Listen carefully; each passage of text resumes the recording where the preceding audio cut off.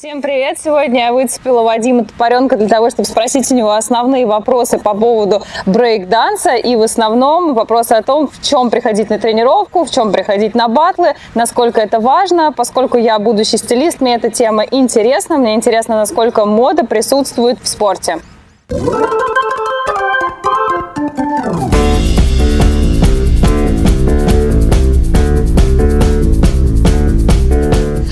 Вопрос номер один. Существует ли мода в зале и мода на тренировках?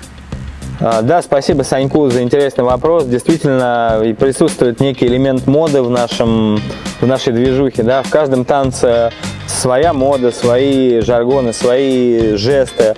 В брейке тоже есть свои фишки. В общем, это большой глубокий мир со своей философией, своими правилами, со своими действиями. В общем, тут много, да, что есть модного, вернее, что отсюда пришло в моду.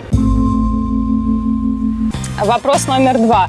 Вадим, скажи, насколько важны кроссовки в этом виде танцев, насколько важно их правильно подбирать, и есть ли какая-то определенная фирма, в которой все тренируются, либо каждый выбирает себе то, в чем ему больше нравится? Да, кроссовки. Скажем так, для меня это был переломным моментом, когда я начинал. Все дело в том, что кроссовки я делю на два типа. Первый – это беговые галоши, то есть остроносые классические кроссовки. И вторые кроссовки – это кеды, то есть плоская обувь а-ля Сьеды, Adidas суперстары, как утюги. 50% земного полушария танцоров удобно танцевать в кедах, 50% земного полушария танцоров удобно танцевать в кроссовках. Все дело, наверное, связано с тем, что у всех по-разному развита чувствительность стопы, то есть места, где сгибаются ваши пальцы, да, подушечки. Вот для меня очень важно, чтобы я чувствовал этот момент сгиба и чувствовал то, что у меня стопа при этом свободна. Вот эти ощущения возможно добиться именно в кроссовках, беговых классических кроссовках. Когда я танцевал в кедах, я не мог получить эти ощущения, и за счет того, что я по ощущениям нахожусь в маленьких гробах для ног, мои ноги были очень деревянными, и я двигался соответствующе. Поэтому, наверное, подытожить можно так, что какую обувь вы выбираете, вам нужно отталкиваться от ваших ощущений. То есть, если вам нужно чувствовать вашу стопу мягко и плавно, это, скорее всего, к кроссовкам. Если вам нужно просто фиксировать вашу ногу, то это, наверное, больше к кедам. Третий вопрос. Хочу спросить про штаны. Вадим, скажи, необходимы ли определенные какие-то штаны для этого вида танца? Есть ли какой-то специальный крой, то есть как там у хип-хоперов какие-нибудь трубы огроменные с карманами накладными? Или же наоборот какой-то другой крой? Ответь на этот вопрос. Шаровары, MC Hammer, Back in the 90s. Скажу так, что штаны должны скрывать все ваши недостатки, ну и достоинства тоже. Плохому танцору всегда мешали яйца, а хороший танцор всегда скрывает этот нюанс. Шучу. На самом деле в каждом танце действительно важен крой, то есть непосредственно где-то важно прятать ваши суставы от работы, такие как хип-хоп, а где-то действительно нужно на показ выставлять все ваши изгибы, вакинг или, наверное, всякие штуки наподобие этого. Так вот, зачем же прятать суставы? Все очень просто, все дело в пластике движений. То есть танец, в котором важно показать больше пластичности ног, если это работа ног, хаус, хип-хоп, то это широкие штаны, которые скрывают все ваши суставы типа коленей, движений в паху и так далее. За счет объемного кроя создается эффект пластичности движений. То есть спрятаны все суставы, и вы очень плавно двигаетесь, и это не видно. За счет этого кажется, что тело двигается максимально пластично. В каком-то танце нужно показывать суставы, например, какие-нибудь всякие, где завязываются узлы, то есть где показана растяжка, ну, всякие восточные единоборства с акробатикой очень зрелищно смотрятся, power move, то есть всякие вращения, все динамические движения ваших культяпок нижней части тела, там, наверное, действительно должен присутствовать эффект в облипку, то есть должна видна быть работа всех суставов. Четвертый вопрос. Вадим, скажи, пожалуйста, по поводу майки, по поводу кофты, футболки, толстовки. Насколько это важно выбрать правильно, какая-то должна быть, опять же, крой должен быть определенный, длина, ширина, что важно при выборе этого вида одежды.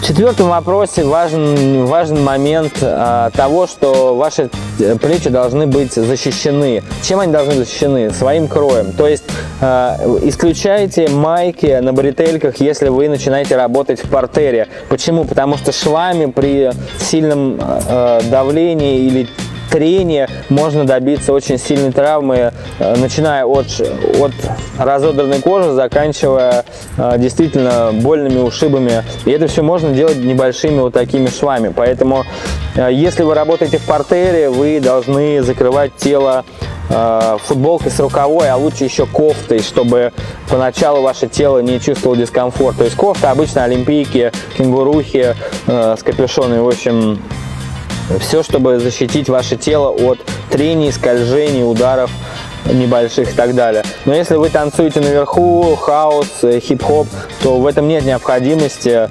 Можете носить, собственно, и майки на бретельках. Почему как челка звучит? Это майка на бретельках. Майка. Обычная сраная майка. В общем, в брейке сраную майку, алкашку, не рекомендуется носить новичкам.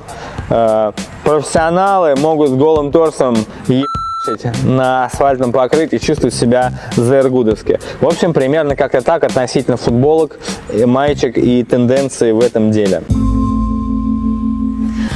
Пятый вопрос по поводу аксессуаров. Для девушек это интересно, а в этой сфере особенно. Вадим, часто встречается так, что там ребята, девчонки надевают напульсники, надевают кепку, надевают бандану, одевают шапку, не знаю, может быть, цепи какие-то прикольные. Скажи, насколько эти аксессуары важны в танце, являются ли они функциональными или это просто момент такого, момент красоты?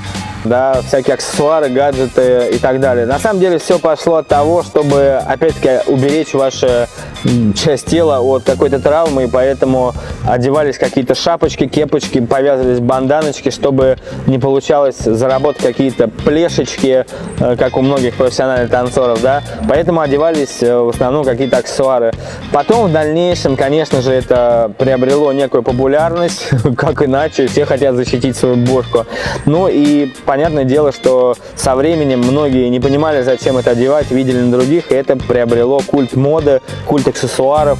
Например, не все знают, что напульснички это не модный красивый аксессуар, а теннисисты ими вытирали пот. Но бибои не стали вытирать пот напульсниками, потому что напульсники идеально подходили для скольжения и вращений, они были грязные, и пот вытирать было неудобно. Поэтому в каждом виде спорта, в каждом виде танца один и тот же аксессуар может быть совсем для разных назначений. Кто-то ключи с телефонами складывает как в чехольчик, да, и кладет на пляже. Кто-то носки складывает в напульсники. В общем, у всех все по-разному. Да, аксессуары имеют важную вещь, если они действительно нужны, если они приобретаются для нужного, как наколенники, например, да, не потому что они модные, или тренер сказал, а потому что операции на коленях стоят дорого, да, и лучше приберечь, да, свои колени, покупая какие-то аксессуары. Поэтому аксессуары играют важную роль тогда, когда они действительно нужны, а надевать на себя всякие цепочки и выбивать себе зубы